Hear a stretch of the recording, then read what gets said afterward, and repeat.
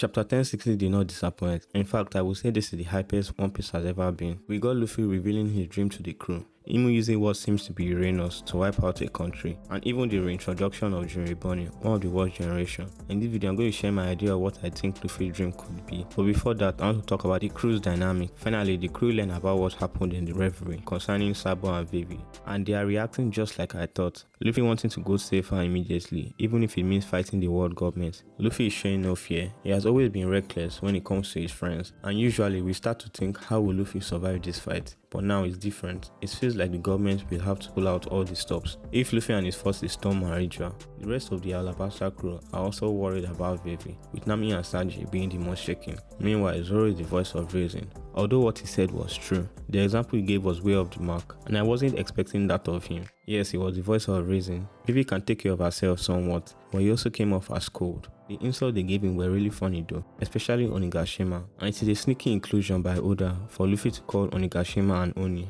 Maybe it's my memory, but I don't think Onigashima was ever revealed to be an Oni in the manga. Kizo did say it went by a different name, and it's most likely Oz. Zoro and Sanji are fighting again, and I wonder if this is making them stronger, or is it just a gag? I may be looking too deeply into things, but how can't I when Oda keeps dropping hints everywhere? Even the reveal of Luffy's dream, although we weren't shown, the crew's reaction says a lot. I want to highlight Brook, Sanji, and Chopper. Brook being the musician, Sanji the cook, and Chopper the person closest to the age of young Luffy.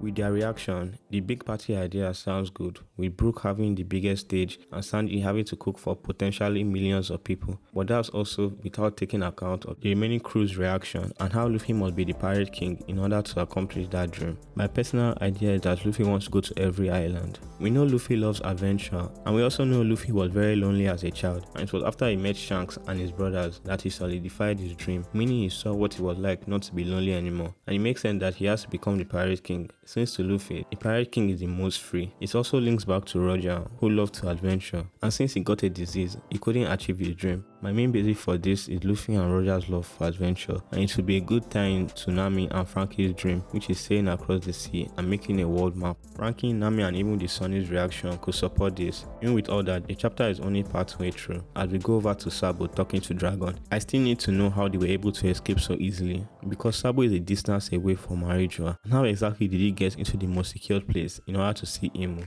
And could this allude to how Imu is not a typical fighter, because she would have sent Sabo if she had basic haki? Back to Sabo, as he's about to tell Dragon the truth. The Lelouchia kingdom is destroyed by Imu and erased off the map, and some things I thought about once I saw the panel were, could the people be dead? Although they should be, and it will raise the stakes. I'm going to say no, considering Oda rarely kills in the present, although I hope they are dead. Also, did Sabo die? I think he is almost definitely alive, he may not even be injured considering he's a Logia, and Vivi wasn't with Sabo. I originally thought she followed him, but since we didn't see her at all, I'm going to say she's with one of the Grand Fleet members. And finally, was that Uranus? I think it's still a maybe, but considering Uranus in mythology is the god of the sky, and Imu is shown raining judgment from the sky, it's likely this is the last ancient weapon. I still think Uranus is connected to a dragon, but it could also be the heart in Marija. We really are in the end game now. All the ancient weapons are on the table, and we are getting closer to the final war. Imu really is shaping up to be an excellent antagonist. And at the end of the chapter, Bonney is introduced once again in one of the weirdest way, because how exactly did she get there, and why isn't she dead? If not for Luffy and Sanji's observation haki,